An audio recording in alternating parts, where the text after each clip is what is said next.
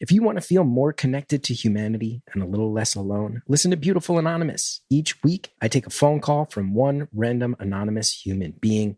There's over 400 episodes in our back catalog. You get to feel connected to all these different people all over the world. Recent episodes include one where a lady survived a murder attempt by her own son. But then the week before that, we just talked about Star Trek. It can be anything. It's unpredictable. It's raw. It's real. Get Beautiful Anonymous wherever you listen to podcasts. Hello, my name's David Seaman, and this is the Three Lions Podcast.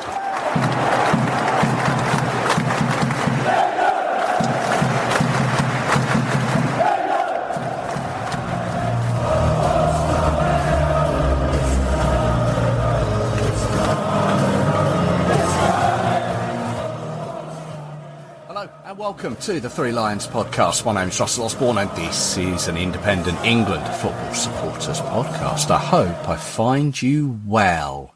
Thanks as always for tuning in. It is always appreciated. It's never taken for granted. I hope you enjoyed the last episode that came your way. That was the one chatting with Stuart Langworthy.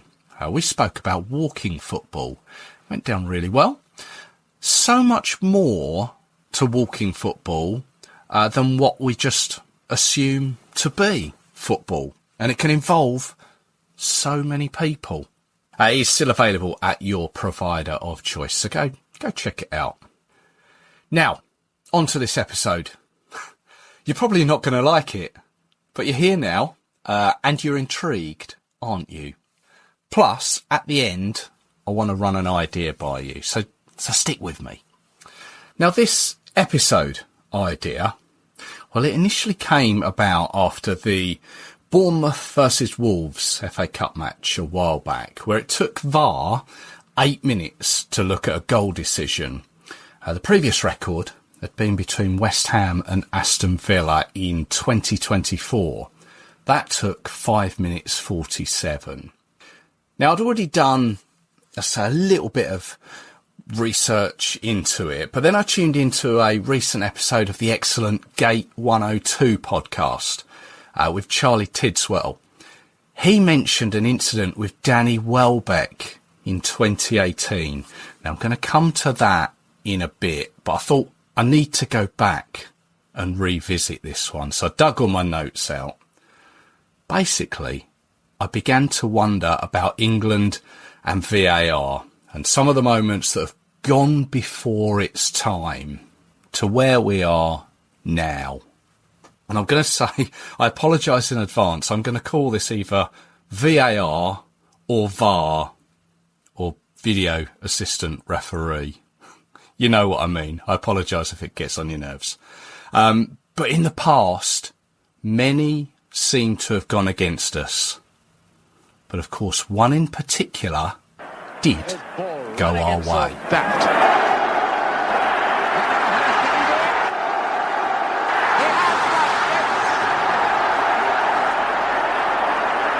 Yes, no, linesman says no.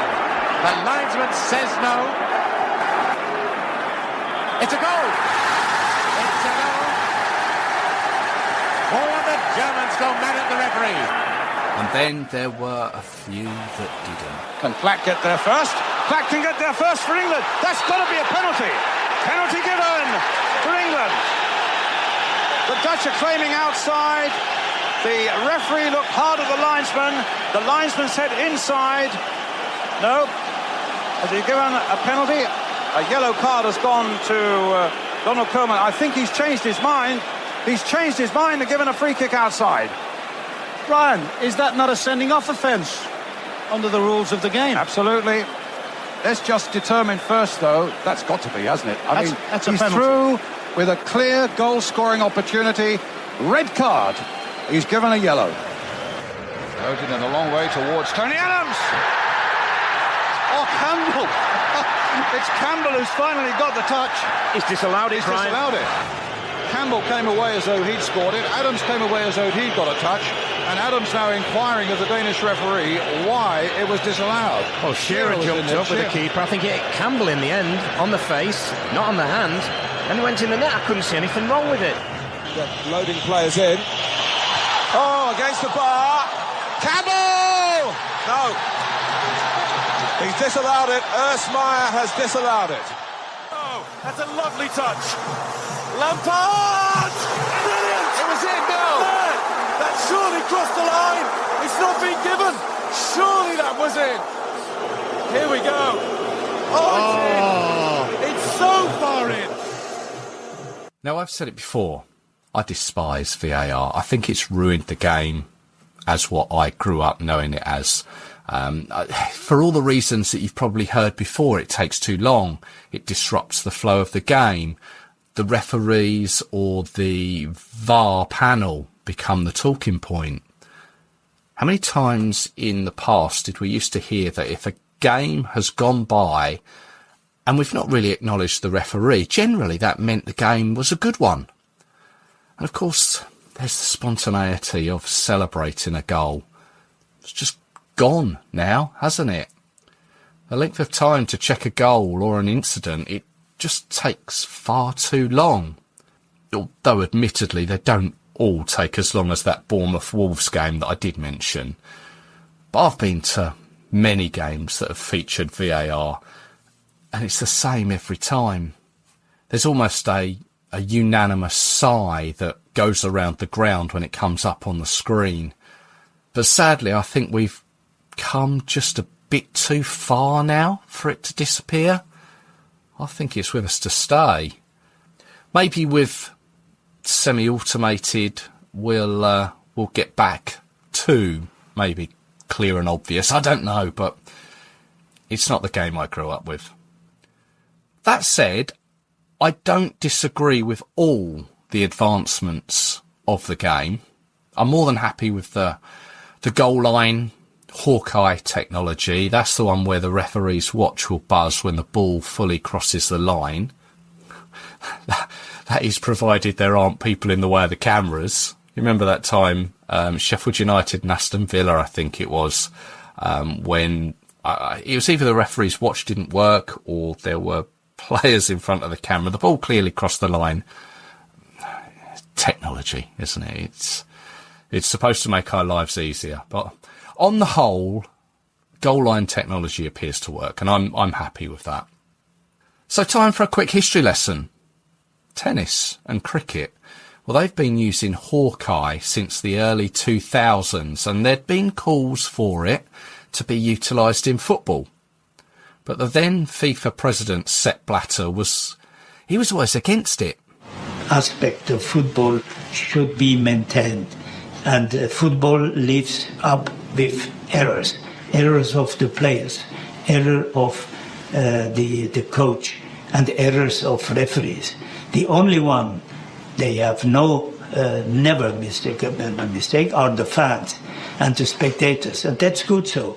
But if they don't make any mistake, it's no more mistake on the field of play. But incidents such as Thierry Henry's handball against the Irish, that was for qualification for the 2010 World Cup. Then there was Frank Lampard's ball over the line against Germany in that World Cup. The noise for VAR, video technology, a Hawkeye, the noise for it got louder. And Blatter, as we know, was later removed from his presidency post within FIFA. And in came Gianni Infantino, whose outlook on it was more positive. Football is ready for the introduction of VAR. We have been testing it for the last 2 years. We have been studying it. We have been convinced about the benefits of VAR. It will not solve 100% of the issues, but it will be a great help to the referee. And we have to help the referee if we can. In 2018, it's not anymore conceivable that everyone, be it at home or in the stadium, knows within seconds whether the referee has committed a mistake, a big mistake. And this can happen because they are human beings. And the only one who doesn't know is the referee. And not because he doesn't want to know, but because we prohibit him or prohibited him to know. Now we allow him to know. And this will bring, I think, more justice in the game, will help the referee, and the referee will, in any case, take always the final decision. So it seemed around the 2010s, the Dutch Football Association, they came up with a prototype which they mock-trialled in the 2012-13 season. That seemed to go okay. Then in 2016, in a friendly between PSV and FC Eindhoven, it had its first live trial. And then later in that year, 2016, the September, it had its very first outing when it was used in a friendly between Italy and France in Bari. Now, France won the game 3-1, and the technology was used during the game. In fact, it only took 3 minutes for it to come into use. Gibril Sidibe went in on the Italian Daniele De Rossi. VAR, who were sitting outside the stadium in a truck, they advised a yellow card, and this took less than 10 seconds. And then the 33rd minute, De Rossi was involved again.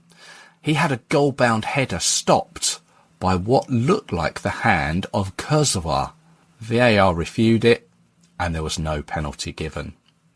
As it was still in its infancy in that game, the Dutch referee Bjorn Kuipers didn't have a screen to review it himself. It was all done by earpiece from that truck outside the ground. Imagine that now, if there was a truck outside every stadium. That truck would be rocked to pieces come full time as people exited the ground. But from there on, it seemed to integrate itself into the game at various levels. The 2016 Club World Cup saw the first ever penalty awarded through VAR between Japanese side Kashimi Antlers and Colombian side Atletico Nacional. The 2017 Confederations Cup, it was used there. Then the big one, the 2018 Russian World Cup, where it took 2 days for the first VAR moment to be called. France against Australia, where it intervened on a French penalty incident. France and Antoine Griezmann took the lead and ultimately won the game.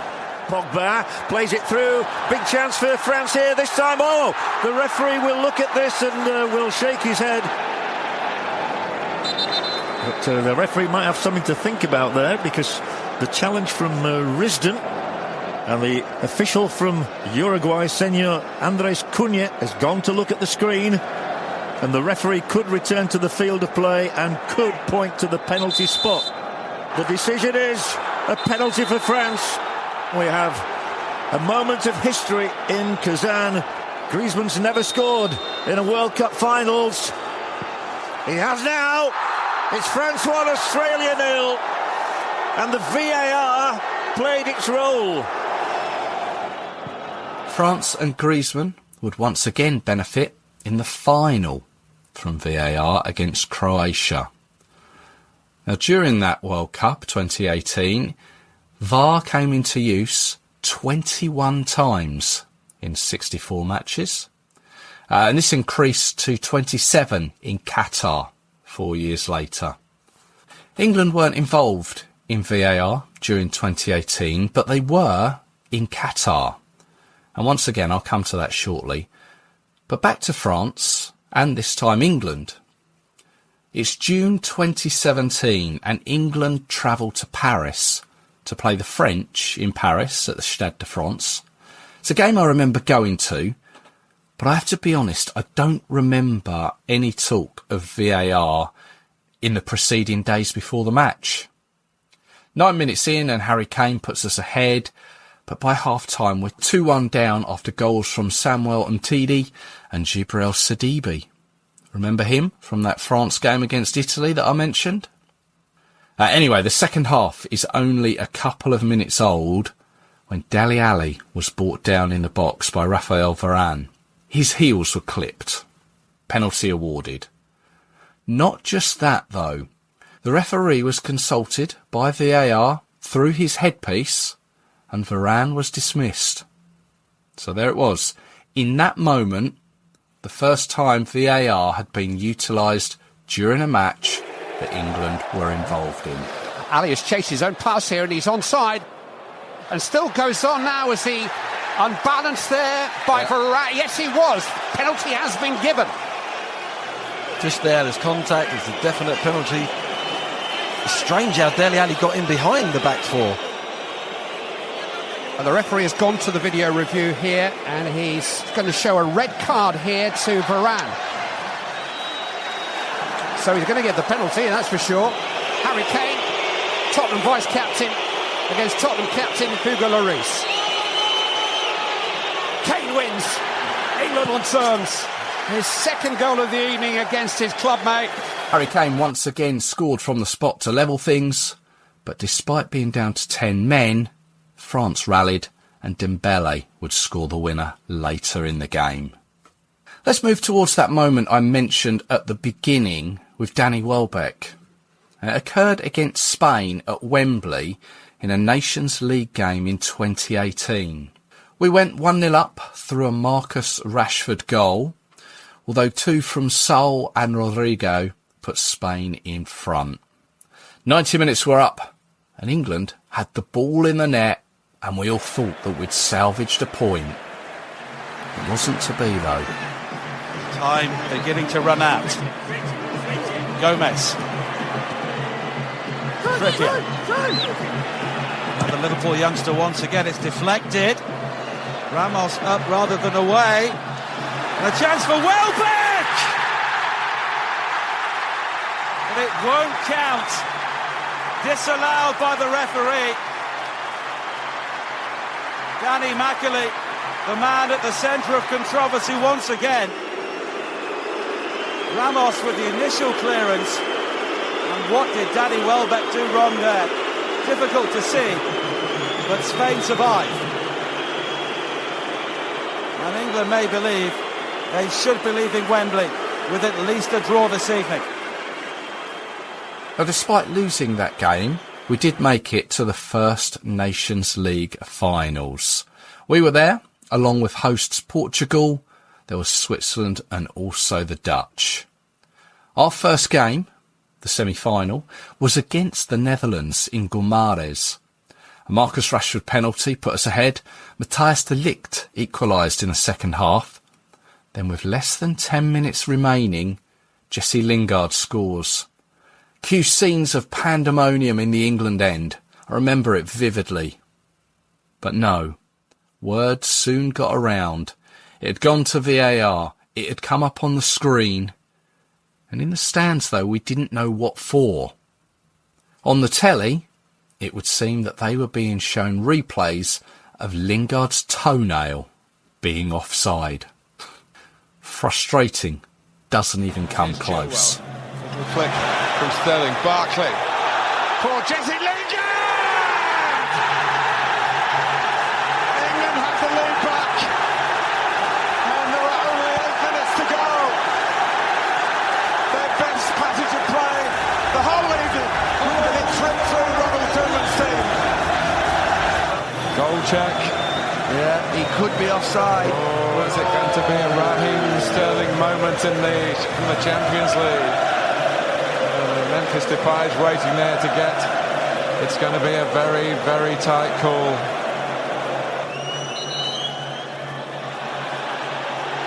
It's no goal. There have been other moments that have gone for and against England. Against Andorra and San Marino, both in 2021, we were the beneficiaries with penalties being awarded. Against Hungary in the same year, they were awarded a penalty against us. Germany in Munich in the Nations League, Harry Kane scored a penalty thanks to a review. And later, in the return match, both sides were awarded penalties through the system. But we then find ourselves in Qatar in 2022. Our opening game, John Stones pulled down an Iranian player for a penalty. VAR made that call, but the big moment in the tournament came for us a couple of weeks later. Once again, France were the opposition. Yes, well, England are going to ask the question of the referee here, and you can see why. Hernandez on Mount. Yeah, he's going to go and have a look. This could be a second England penalty. Horrendous decision from Hernandez. It's a penalty. The referee has awarded the penalty kick to England. Harry Kane faces Hugo Lloris from the penalty spot. He's missed it. Oh my. Harry Kane has missed from the penalty spot. Every game now where VAR is in use, every goal is checked. And that was the case with Greece at home in the Nations League. They won 2-1, but you may remember they also had the ball in the net 3 additional times, but all were disallowed for offside. VAR getting involved there. On the whole, when you look back at the VAR decisions, as frustrating as they are, and as time-consuming as they are, generally, I would say the result of them has been fair. Of course, there are some that still make your mind boggle.